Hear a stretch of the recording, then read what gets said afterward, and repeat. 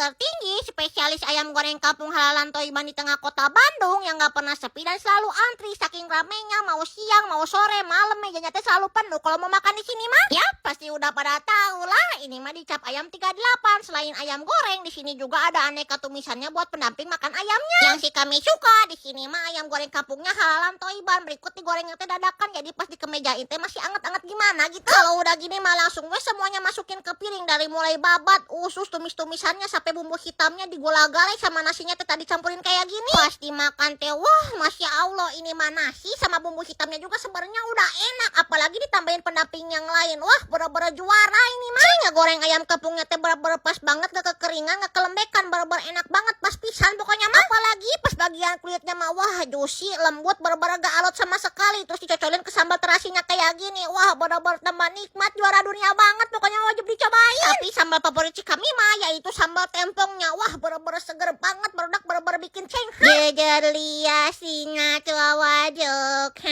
iya teh maningan pisan.